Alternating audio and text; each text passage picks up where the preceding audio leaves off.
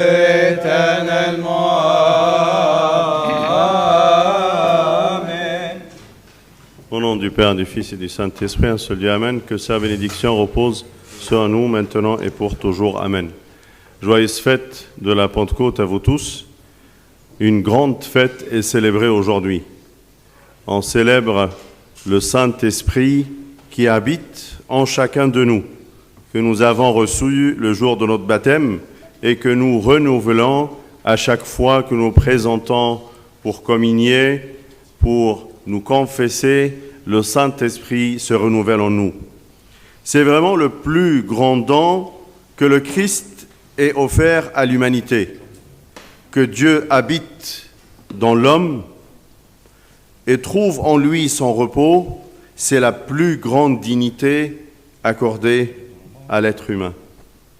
Dans l'épître selon saint Paul qu'on a entendu ensemble, saint Paul nous révèle une vérité profonde. Si l'homme la comprend, il saisira l'œuvre véritable du Saint-Esprit dans l'Église. Il dit que l'Esprit Saint a créé en nous un corps nouveau, une création nouvelle. Par sa venue, sa demeure en nous, il a fait de nous, sans aucune exception, des membres les uns des autres. Il a fait de nous des membres les uns des autres. Dans la parenté naturelle, dans nos familles, les hommes sont unis par le lien du sang et de la famille. Mais le Saint-Esprit a établi une parenté nouvelle, un corps nouveau, une création nouvelle. Les membres de ce corps sont véritablement proches les uns des autres, non pas par une parenté charnelle, mais par une parenté spirituelle, créée par le Saint-Esprit. Mais à quoi ressemble cette parenté ? Si on regarde notre propre corps, on va trouver tous nos membres, nos yeux, nos oreilles, nos mains, nos pieds. Chacun possède une fonction différente, mais tous sont unis dans un seul corps et liés entre eux d'une manière qui dépasse même les liens des familles. C'est un lien spontané, vraiment très difficile à comprendre comment ça fonctionne, tout ce corps humain, d'une manière synchronisée entre tous les membres, qui sont d'ailleurs différents de composition et de fonction. C'est pourquoi saint Paul compare l'Église à un seul corps. La main, l'œil, l'oreille, le pied ne sont pas simplement côte à côte, ils appartiennent au même corps. Ainsi, le Saint-Esprit a agi en nous. Nous ne sommes plus simplement des personnes proches les uns des autres, mais nous sommes devenus les membres du corps du Christ, un seul corps. Lorsque nous vivons selon l'Esprit, nous vivons comme un membre de ce corps qui est notre Église. Ils partagent la même sensibilité qui circule dans tout le corps. La vie est une, parce que le Saint-Esprit est l'Esprit de vie. C'est lui qui nous donne la vie. Et la première manifestation de cette union, c'est l'amour qui l'enracine en nous et nous invite à se partager l'un vers l'autre. Cet amour n'est pas comme l'amour du monde. C'est un amour spirituel qui pousse l'homme à aimer les autres d'un cœur pur et avec ardeur. Chose qui ne peut pas être trouvée dans l'amour charnel. C'est un amour fondé, ce n'est pas un amour fondé sur l'intérêt ou le profit ou l'attachement humain qui est instable et qui peut changer. On voit des frères qui se disputent, des époux se quereller, des associés se déchirer parce que les relations humaines sont souvent construites sur des intérêts personnels. Mais l'amour que l'Esprit Saint répand dans le cœur est un amour qui ne change pas. Parce que sa source est le Saint-Esprit, qui ne change pas. Tant qu'on est attaché à une source qui ne change pas, on est stable. Mais à chaque fois qu'on est attaché à des choses qui sont variables, comme des intérêts ou des choses qui peuvent varier d'un jour à un autre, on n'est pas stable de l'intérieur. Le Saint-Esprit nous a unis les uns aux autres, ainsi le « moi » n'est plus le centre de la vie. Le véritable centre de la vie dans le corps du Christ est l'action du Saint-Esprit, les œuvres du Saint-Esprit.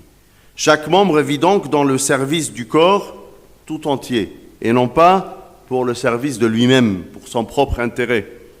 L'œil voit, mais il ne voit pas pour lui-même. Il voit pour le bien de tout le corps. L'oreille, elle entend également, mais elle n'entend pas pour son propre bien, mais pour le bien de tout le corps. Ainsi, chaque membre, il œuvre pour l'intérêt de tout ton corps. Lorsque l'homme vit selon cet esprit, beaucoup de choses tombent d'elles-mêmes. À la première, c'est la jalousie qui tombe et qu'on perd directement si on arrive à vivre selon cet esprit qui nous invite à s'aimer et non pas d'en être jaloux les uns des autres. La vie charnelle est remplie de comparaisons. L'un réussit davantage, l'autre possède plus, un troisième reçoit des dons plus grands, mais l'oreille, jalouse, telle l'œil, parce qu'elle entend et l'œil n'entend pas, ou l'œil peut jalouser l'oreille parce qu'elle voit et elle ne peut pas entendre, jamais, car tous servent le même corps. Il en est de même dans l'Église. Si Dieu accorde à mon frère un don particulier, une grâce spéciale, je ne le jalouse pas, parce que cette grâce ne lui appartient pas à lui tout seul. Elle appartient à toute l'Église qui en profite. Elle est à moi autant qu'à lui, puisque nous sommes membres d'un même corps. Donc l'œil, elle est contente que l'oreille écoute, et l'oreille, elle est contente que les yeux voient, parce qu'ils travaillent ensemble pour le bien de tout le corps. On travaille ensemble pour tout le bien de l'Église. Ainsi, l'homme spirituel se réjouit de tout bien accordé aux autres. Il considère que toute grâce donnée à un membre du corps est une bénédiction pour le corps tout entier. Prévenez-vous d'honorer les uns les autres. Nous qui sommes forts, nous devons porter les faiblesses de ceux qui ne le sont pas. Car la faiblesse de mon frère est une faiblesse qui touche le corps auquel aussi j'appartiens. C'est ça l'amour véritable, la sainteté, l'humilité et le renoncement à soi-même. Le Saint-Esprit est celui qui répand l'amour dans les cœurs. C'est lui qui œuvre en nous pour nous inviter à la sainteté. C'est lui, l'Esprit de sainteté, le don, le plus grand don que le Seigneur nous a donné, pour répondre à la fin de la messe, quand le prêtre il dit « les saints dons aux saints » et sentir que par ces sacrements, nous serons sanctifiés et nous serons des saints comme le Christ nous a invités de l'être. C'est pourquoi on ne peut pas s'accorder à aucune forme d'impureté. On ne peut pas penser que nous sommes impurs et que nous ne sommes pas invités à communier des saints sacrements. Parce que c'est les saints sacrements qui nous rendent dignes et qui nous purifient et qui nous donnent la sainteté par l'œuvre du Saint-Esprit qui habite en nous. Il est l'esprit d'humilité, d'abnégation, l'esprit du Christ lui-même qui a porté la croix. C'est l'esprit de Dieu. Le Saint-Esprit est l'esprit de droiture aussi. La lumière se déplace en ligne droite. Lorsqu'un rayon de soleil entre dans une pièce, on le voit suivre une trajectoire droite. Si l'on place devant lui un tube droit, il le traverse. Mais si ce tube est courbé, la lumière ne passe plus. Ainsi en est-il de l'action du Saint-Esprit dans l'homme. Quelqu'un peut dire « je suis baptisé, j'ai reçu le Saint-Crème et le Saint-Esprit », mais je ne sens pas son action dans ma vie. La raison n'est pas l'absence de l'esprit qui habite en moi, mais de la déviation du chemin sur lequel j'ai choisi d'avancer, comme une tube et un rayon de soleil. Le rayon de soleil, c'est une trajectoire droite qui a besoin d'une tube droite pour y avancer et sentir sa présence. Mais comme mes chemins sont courbés, cette lumière droite ne trouve plus de place en moi. Donc la raison, c'est les choix que j'ai faits qui écartent l'œuvre du Saint-Esprit de ma vie. Le cœur droit est un cœur pur, animé d'une intention sincère de suivre le chemin du Seigneur.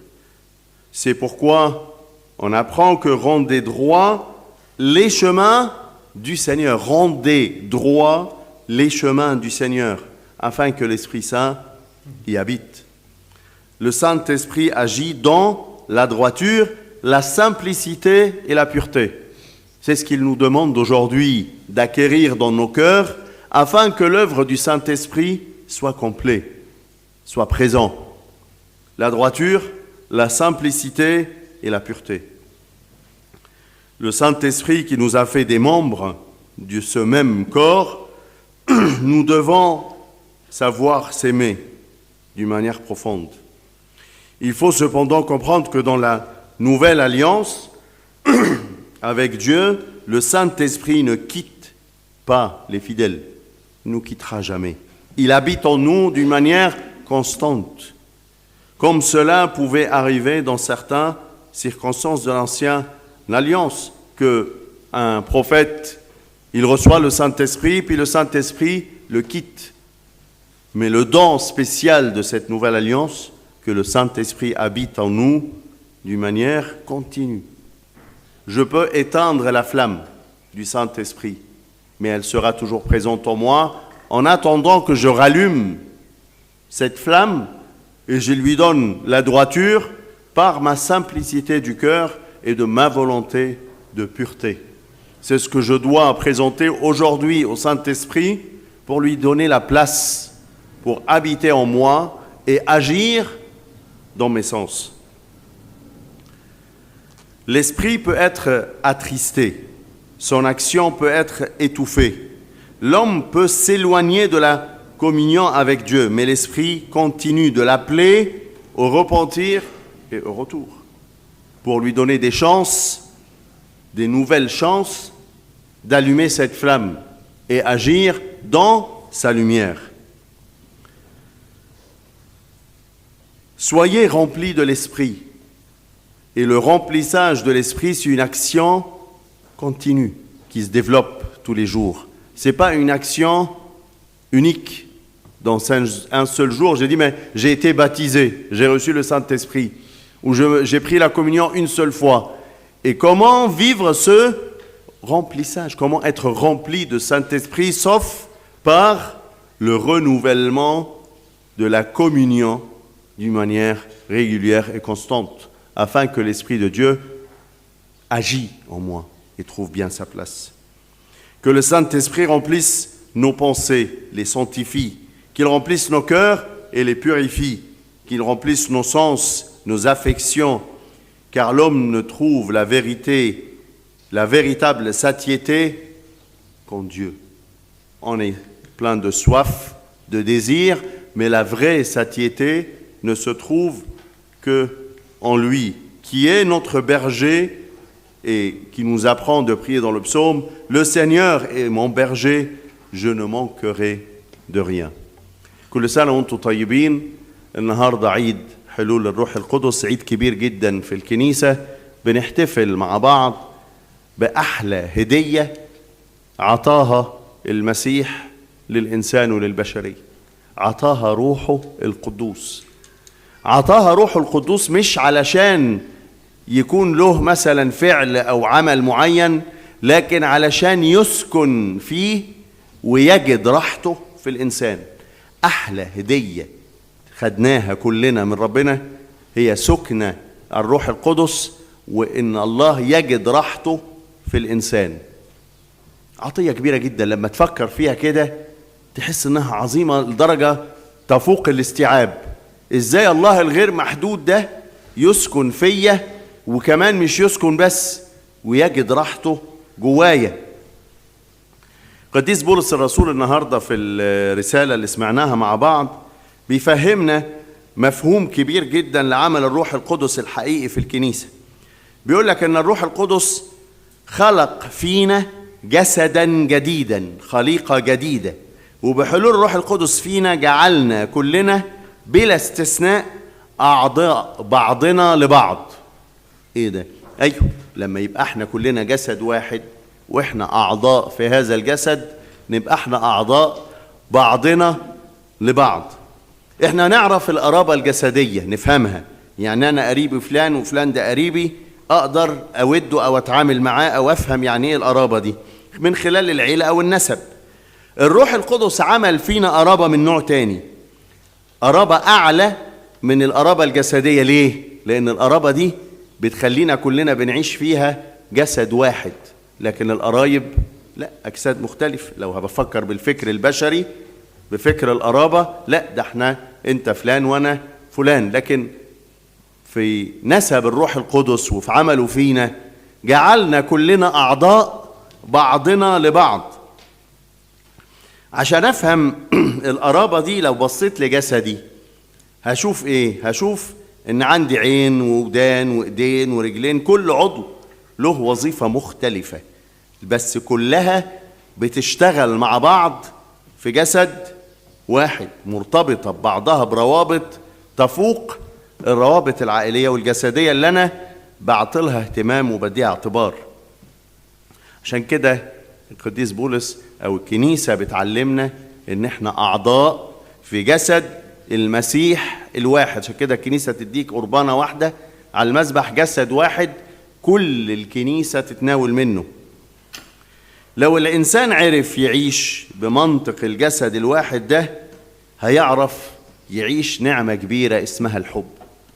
مش هتعرف تحب بالحقيقة غير لما تعرف تعيش بمفهوم عمل الروح القدس اللي جواك، اللي بيقولك ان احنا كلنا أعضاء في الجسد الواحد.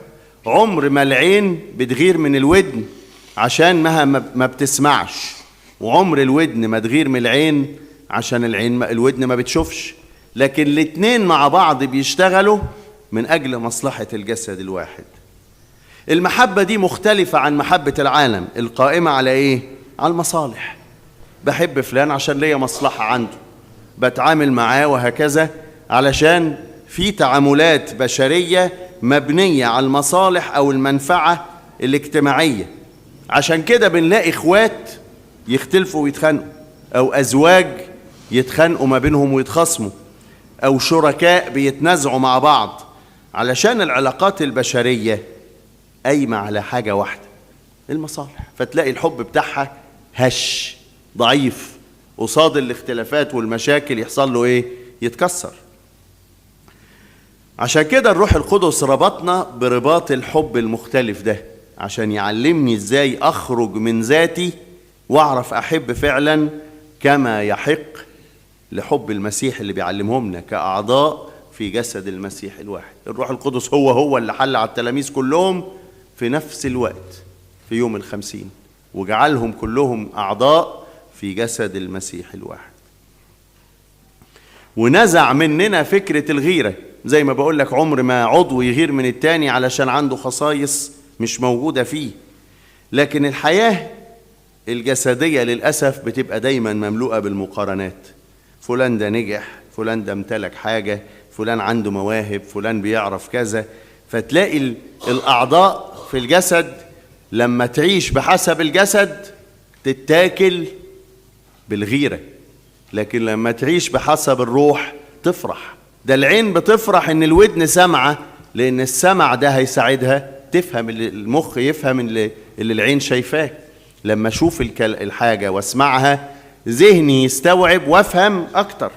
يبقى الاعضاء المختلفة عملت معا من اجل هدف واحد، الفهم، وان انا اقدر اتقدم في حياتي. يبقى المقارنات بتهدم والحب بيبني.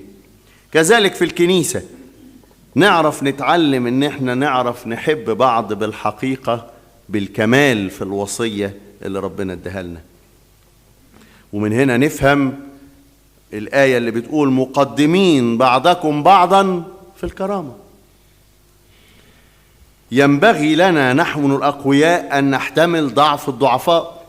كل الآيات دي هفهمها لو أنا فاهم المنطق اللي الكنيسة بتزرعه في ذهني وفي فكري، علشان ده يبقى عندي في ذهني، أقدر وأنا بقرأ كده الكتاب هفهم الكلام ده عايز يزرع فيا إيه، وبيدعوني أعيش إزاي بالمحبة الحقيقية، بالقداسة، بالاتضاع وإنكار الذات. لو أعرف أجمع كل دول مع بعض هبقى كده ذهني واضح وفاهم أنا بعيش إزاي كما يحق الإنجيل المسيح. هو ده روح القداسة. القداسة دي مش حاجة أنا من جوايا هقدر أكتسبها، دي موهبة بيديهاني الروح القدس. لما يجي أبونا في آخر القداس يقول لك القدسات للقديسين، ترد تقول واحد هو الآب القدوس، واحد هو الابن القدوس، واحد هو الروح القدس، أنا مش قديس. فأبونا يقول لك إيه؟ السلام لجميعكم. ما احنا عارفين، لكنك ستتقدس بالقدسات اللي هتاخدها. ما تفتكرش ان انت قديس لوحدك، ده انت بتتقدس بعمل الله في حياتك اللي بيملأك من كل نعمة، علشان انت بس مطلوب منك تعيش بروح الاتضاع وإنكار الذات، وهو هيملأك بالقداسة لوحده. خلي بالك الروح القدس ده روح كمان ايه؟ استقامة، يسمى بروح الاستقامة. زي الضوء كده، النور يمشي ازاي؟ في خطوط مستقيمة. الضوء النقي يمشي في خطوط مستقيمة. علشان تحافظ على الضوء النقي في خط مستقيم، عايز أنبوبة مستقيمة كده تحطه جواها، هتلاقي الضوء دخل من هنا وطلع من الناحية التانية. لكن لو الأنبوبة دي معوجة، تيجي تدخل الضوء من هنا ما بيطلعش. يقول ما أنا واخد الروح القدس بس ما بيشتغلش فيا ليه؟ مش شاعر بمواهب الروح القدس بتتقد جوايا. خلي بالك الروح القدس ده روح الاستقامة. عايزك تعرف تعيش بهذه الاستقامة، ويكون ليك الرغبة انك تعيش في حياة الاستقامة، علشان الروح القدس يجد مكان جواك ويجد راحته وسكناه جواك ويعمل جواك. لكن المكر والالتواء دي مش من أعمال الروح القدس. عشان كده نقول قوموا طرق الرب، تقوم الطريق اللي ربنا يمشي فيه. لكن الطريق المعوج هيمشي فيه ازاي؟ الروح القدس ده يعمل في الاستقامة، في البساطة، في النقاوة. انت مطلوب منك تجهز الثلاث حاجات دول. تجهز رغبة الاستقامة، لا أنا همشي دغري، هكون بسيط في قلبي وفكري، وهدور على النقاوة والقداسة بالتناول من الأسرار. الثلاث حاجات دول يكونوا جواك بأمانة، تلاقي عمل الروح القدس يجد راحته ويشتغل. ما يشتغلش زي الضوء، هيكون موجود وهيخش من هنا يطلع من الناحية التانية، تشوف ويكون يعني ليك استنارة أمام الناس كلها. وده اللي يفهمك العطية الكبيرة اللي احنا بنعيشها في العهد الجديد، ان الروح ده بيسكن جوانا دايما. زمان كان يقول لك النبي الفلاني ده جه عليه على الروح القدس، لكن شوية يقول لك فارقوا روح الرب. لكن النهاردة ممكن نحزن الروح او حتى نطفئ الروح بأعمالنا، لكن عمر ما روح الله هيفارقنا. دايما روح الله هيبكتك يعني يشجعك ان انت ترجع تاني، وانك تنور من تاني ويكون له جواك. اوعى تطفئ الروح ولا تقاوم الروح، لكن اجعل له مكان جواك. الروح ده هو روح الله اللي حمل بيه المسيح الصليب بأمانة من أجل خلاص كل واحد فينا. هو الروح ده اللي احنا بنطلب منه النهاردة انه يملأ أفكارنا ويقدسها، يملأ قلوبنا ويطهرها، يملأ كل حواسنا، علشان نكون مقدسين في الرب، يشبع احتياجاتنا، لأنه هو ده اللي بيمتلئ الإنسان منه، فيعرف يقول الرب راعية فلا يعوزني شيء، لأن روح الله مليني من كل حتة. كل سنة وانتم طيبين. ربنا يجعل هذا العيد فرصة لكل إنسان إن هو يجدد عمل الروح القدس في حياته. ليه كل مجد وكرامة من الآن وإلى الأبد، آمين. هللويا.